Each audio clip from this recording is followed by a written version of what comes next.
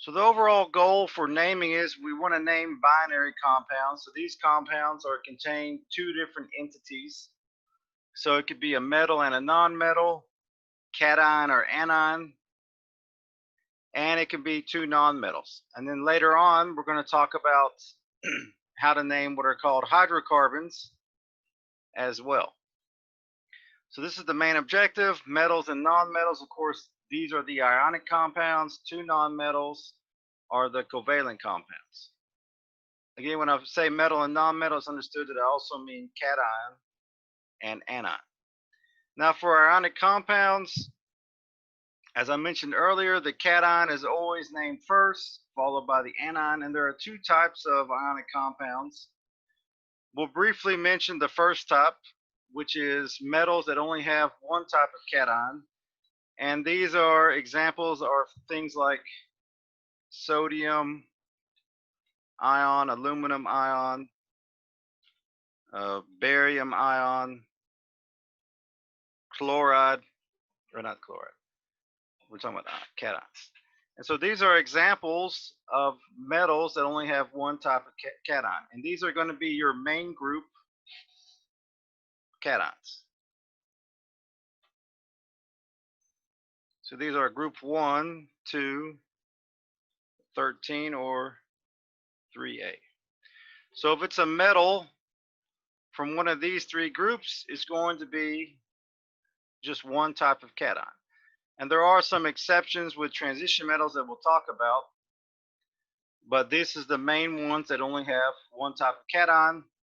The second type have different charges, and these can be your transition metal,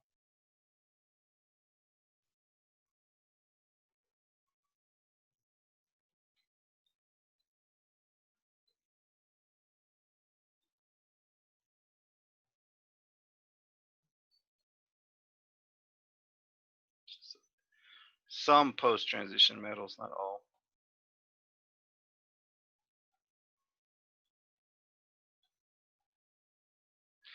And so the ones that fall into the category 2 are most of your transition metal cations. There are some exceptions.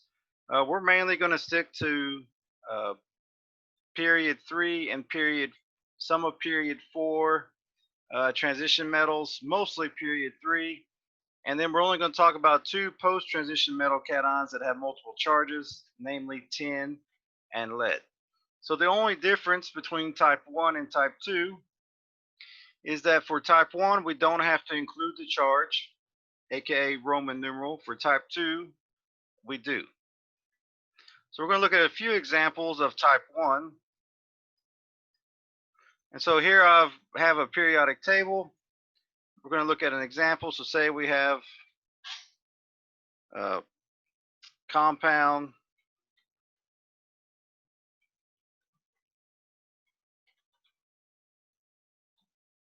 So we want to write the formula of a compound that contains calcium and nitrogen ions. So if we look at the periodic table, we know that group 1 all have +1 charge. Group 2 all have +2 charge. And the reason is because you have to move 2 to the left to get to the nearest noble gas for group 1, group 2 metals. So beryllium, the closest noble gas is neon. So to get to neon, we have to go back 2 spaces to get to neon. So since we have to remove, or helium, for example, for lithium, we remove 1 electron, we get to helium. So that's why lithium is a +1. To get to neon, sodium has to remove 1 electron to get to neon. So that's why it's a +1. We don't look at the transition metals. Those are their own thing. And then group 13 is +3. So for example, aluminum has to lose 3 electrons to get to neon. So that's why aluminum is a +3. Now gallium, it's a little bit different because it has this transition metal here, but gallium likes to lose 3 electrons as well.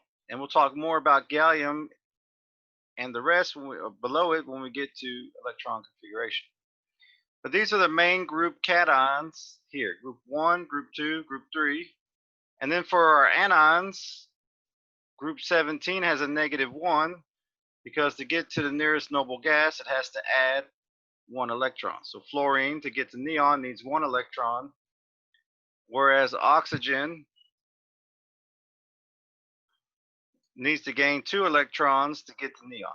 And the reason they want to get to neon is because noble gases are very stable, and the elements that are not noble gases want to get the same number of electrons as the noble gas. And then the nitrogen group is -3 because it's 3 away. If you move to the right, you have to add 3 electrons to get to neon.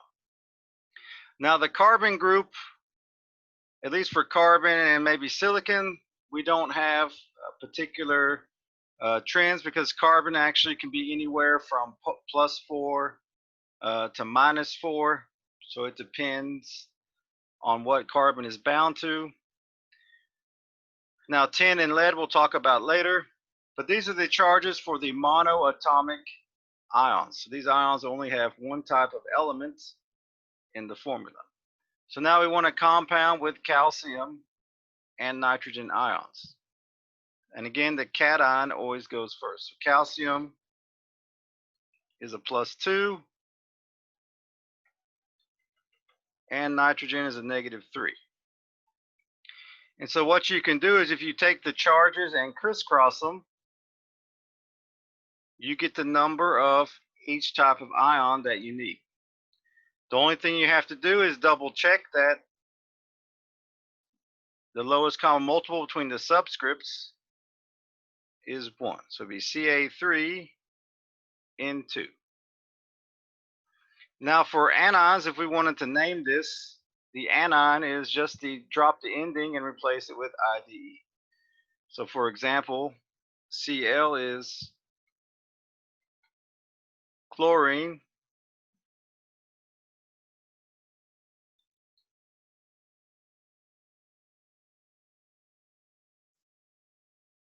Cl minus is chloride. So to get the monoatomic anion, we just drop the ending of the name of the elements and replace it with IDE. So chlorine is an atom, chloride is an ion. So we look at, for example, oxygen.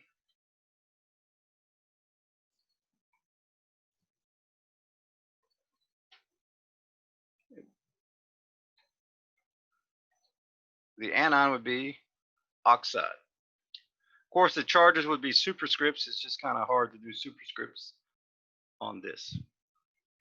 Now, if we went to nitrogen,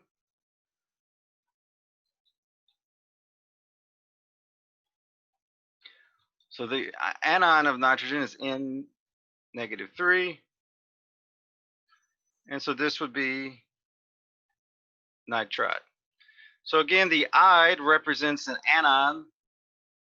If it doesn't have the ide, it represents an atom. So chlorine and chloride are two different species. Chlorine is a neutral atom, chloride is an anion. And so for anions, this is how you name the monoatomic anions.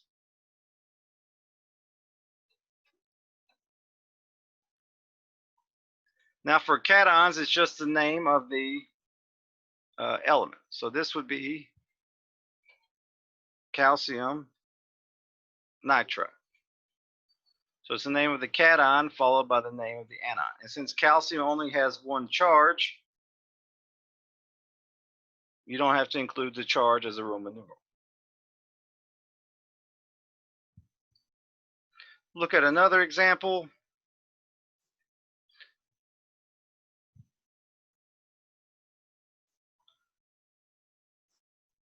So what about we have a compound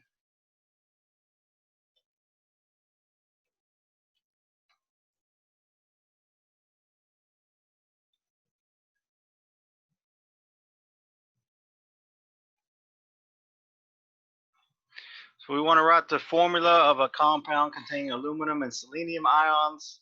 So again, aluminum is a main group element, so it's only going to have one charge. It's +3. And selenium is in the same group as oxygen, so it's going to have a -2. So to find out the number of each type of ion, we just crisscross and make sure that the subscript's lowest common multiple is 1. And then we get Al2 Se3. And the name of this compound would be the name of the cation, aluminum. And then the anion, we draw off the IUM and it becomes aluminum selenide. So again, we don't need to include a Roman numeral because aluminum has 1 charge. Well, look at one more example.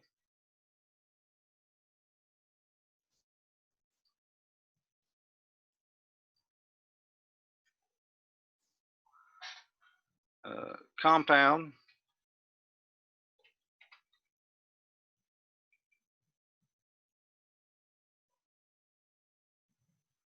So a compound containing magnesium and iodide. And the reason I chose magnesium, this is a very common one that students get confused with manganese. Manganese is Mn. It's located down here. It's a transition metal. Magnesium is an alkaline earth metal. And so we want to know the compound containing, the formula of a compound containing magnesium and iodide ions. Right, ions here. And so again, magnesium is group 2. It's only going to have a 1 charge. So it's going to be Mg plus 2. And iodide is group 17. It's going to be -1. So then we crisscross.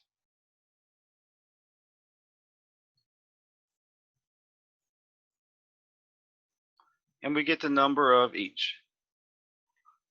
Now, since it has a subscript of 1, we don't include it in the formula. So it's MgI2. So the name of this compound would be magnesium iodide.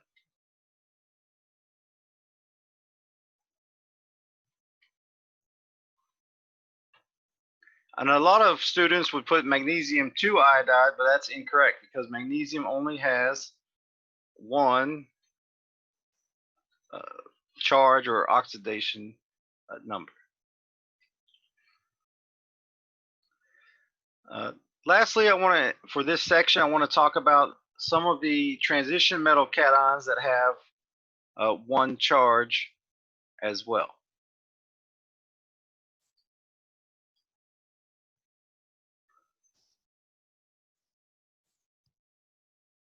So there are a few transition metals, and I mentioned that transition metals, they usually have multiple ionic charges.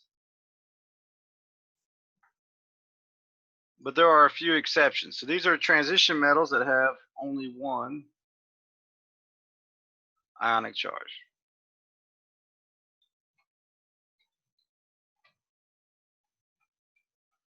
And so since they only have 1 ionic charge, you would use the naming format that we've used on this slide. So again, you don't include the Roman numerals for this select of cations, so the main group cations and these transition metals. We only include the Roman numerals when we're looking at those cations with multiple ionic charges.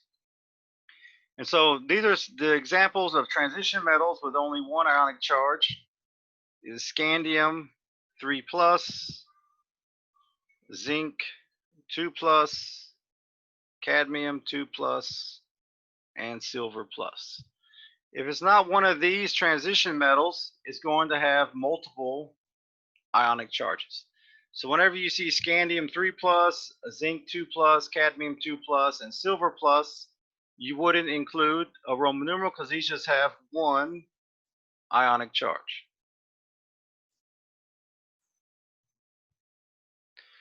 And so we're not going to look at the lanthanide and actinide series, but those would have multiple ionic charges as well. But that's a whole can of worms that we're not going to get into in GChem 1. But they have, again, they have multiple ionic charges. So in that case, you would use the second naming where you would include the Roman numerals.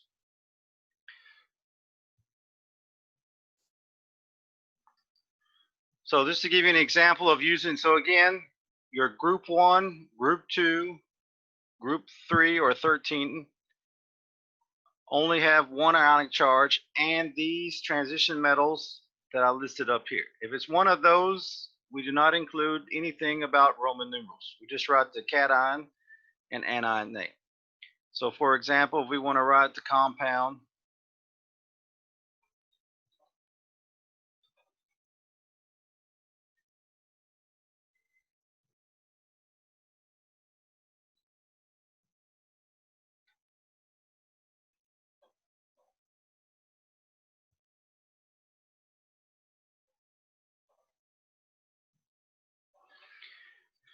we want to write the formula of a compound containing zinc and phosphorus ions.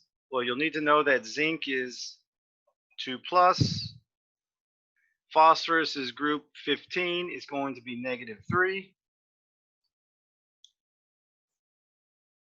So we do a crisscross. It's going to make you jump. I hope someone got that song reference. It's pretty old. And we get ZN3P2. And so this is a formula of a compound containing zinc and phosphorus ions. And so to write the name of it, again, it's only the name of the cation and the anion. So the anion is we're going to drop the ORUS and replace it with phosphide. So this is just zinc phosphide. Again, you don't need to include Roman numeral because scandium, zinc, cadmium, and silver all have one ionic charge. So by saying zinc phosphide, you know that the zinc is a 2+. So now we're going to move on to those elements that have multiple ionic charges.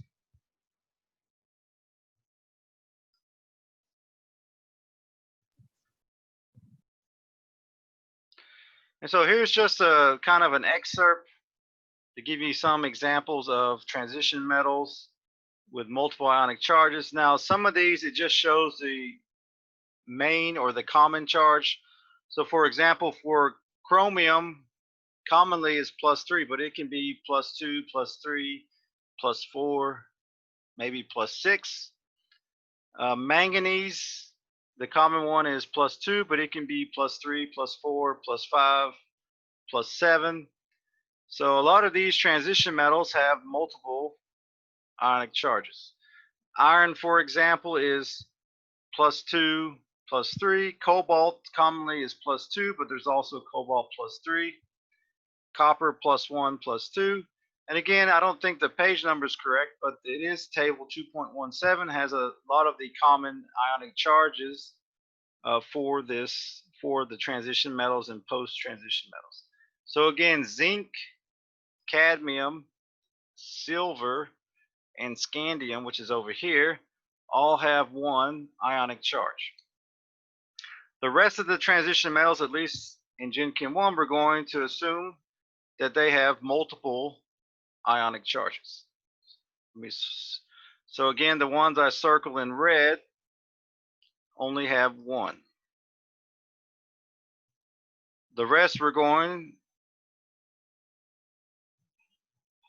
rest have more than one. Now for your post-transition metals,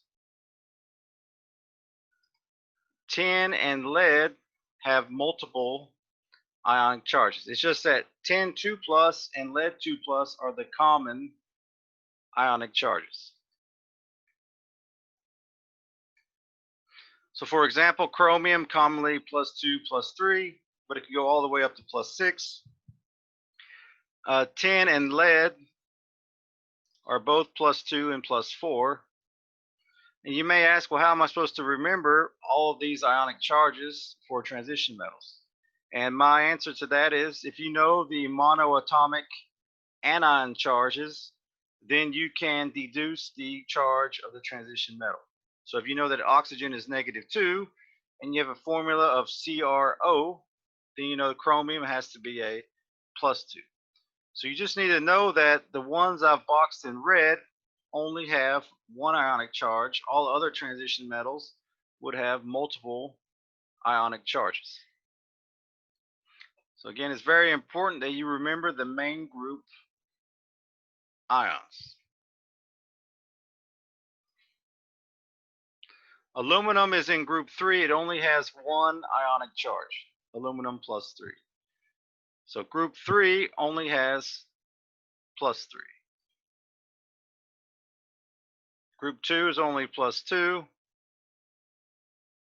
And group 1 is only +1. And then for your anions, you see that group 17 is all -1. Group 6A or 16 is all -2 as well.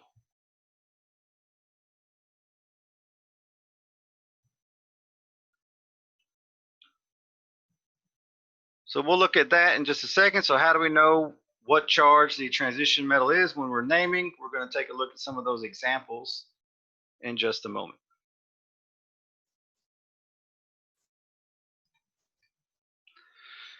So again, with this type 2, we're talking about transition metals, groups 3 through 12, and the post-transition metals of tin and lead. Now the exceptions that we talked about were scandium, cadmium, zinc, and silver. And so the way we need to specify the charge is by Roman numerals. So hopefully everyone knows the Roman numerals up to 7, because that's probably the maximum charge you'll ever encounter is a +7. So here we have CuCl. And we want to know how will we write the name of this compound. You may not know anything about copper, but you should know something about chloride. And you know that chloride has a -1. So if chloride has a -1 and there's one of them, well then copper has to be a +1 because the overall charge has to be 0. Now most of the time, this is most of the time, you can do a reverse crisscross and take the subscripts and determine the charge of the cation and anion. Just note that the anion is always negative, the cation is always positive. This works the majority of the time, but there are some times where it can be incorrect. And so since copper has a +1 charge, this would be copper 1 chloride. So again, we didn't know copper, but since we knew chloride, we can deduce what copper should be because the overall charge of the compound should be 0. Next we have HGO. You may not know anything about mercury, but you should know something about oxygen. Oxygen's group 16, it would have a -2 charge. And since there's only one -2 and we have one mercury, then it has to add up to 0. So then we get X here is a +2. So this is mercury 2 oxide. Again, the 2 signifies that it's mercury 2 and not mercury 1. Next we have Fe2O3. Again, you may not know anything about iron, but you should know oxygen is a -2. So we set up our equation because we know that the overall charge of the compound should be 0. And since oxygen is a -2 and we have 3 of them, we know that iron needs to be a +3. And so this becomes iron 3 oxide. So again, you're not expected to memorize all the transition metal charges. If you just know the monoatomic anion charges, you can deduce the cation. Here we have MnO2. Now manganese can be anywhere from commonly +2 to +7. So we don't know what manganese is, but we know that oxygen is a -2, and we have 2 of them. So here manganese is a +4. So this would be manganese 4 oxide.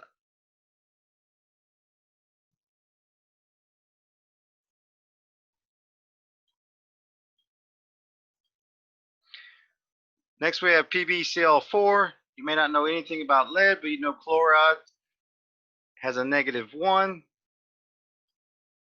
And so since we have 4 of them, lead must be a +4. And this will be lead 4 chloride. Look at a few more examples. Let's say we have, here's a good one, CrN2. So we have this compound CrN2. We want to name it.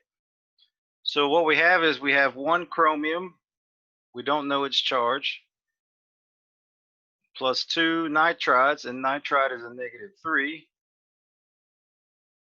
So this tells us that chromium is going to be a +6. And so this would be chromium 6 nitride. Again, it's 6 because we have 2 nitrides, which are each -3. When we solve this equation, we get X equals a +6. Just remember that your metals are always going to be positive charge. We'll look at one more example.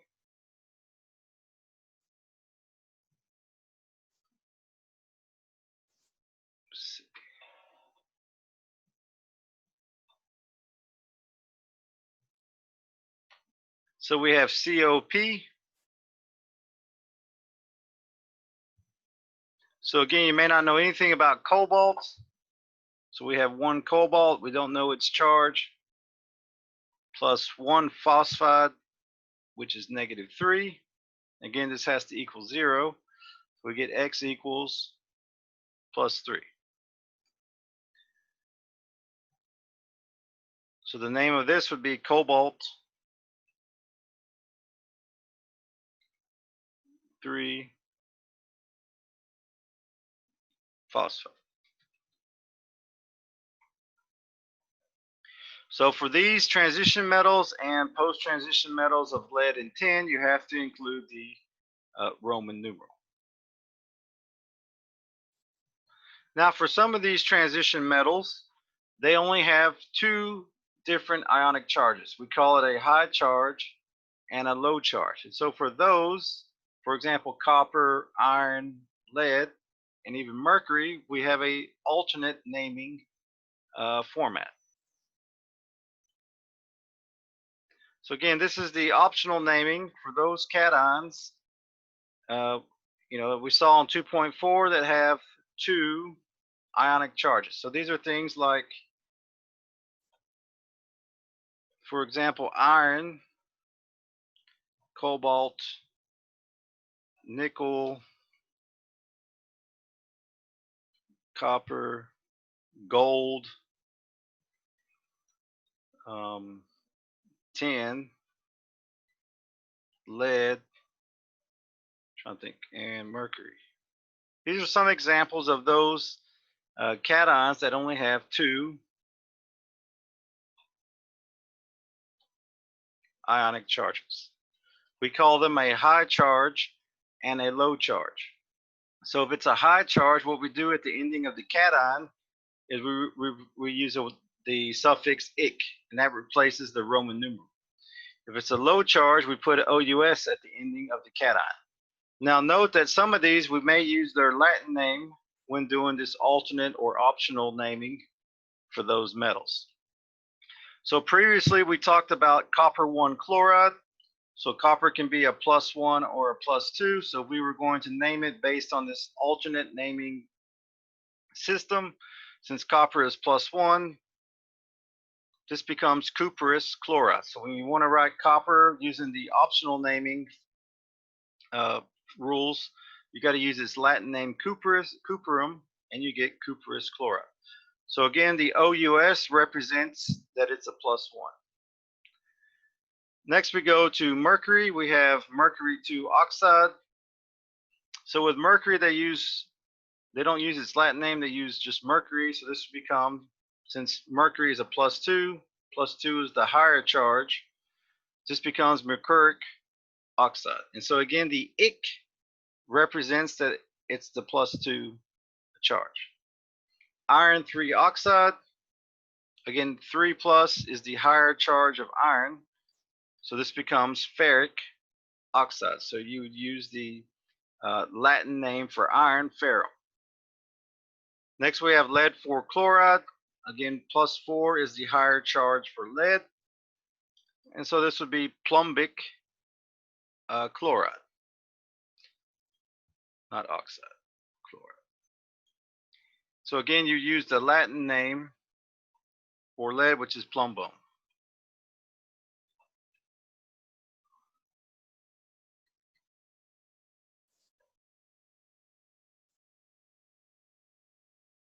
So again, the way we knew the Latin word, that just comes with practice, I guess, but I can kind of tell you which elements are going to be. So for example, iron, you would use the Latin name, copper, gold, tin, and lead. Trying to think if there's anyone else that you would use the Latin name.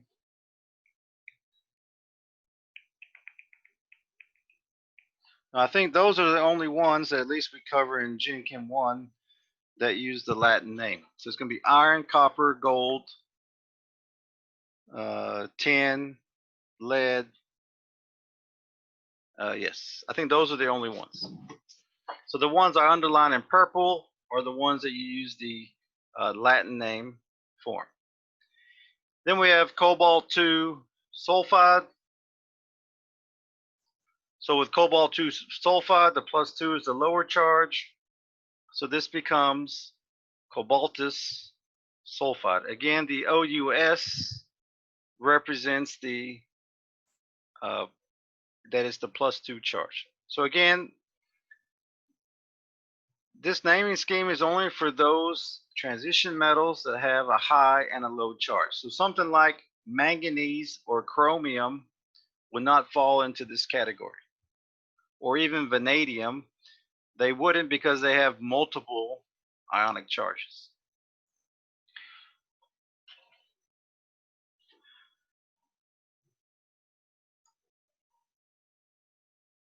So that's all for this lecture session here. Next time we'll be looking at polyatomic ions. So that's all for today. We'll see you next time. If you have any questions.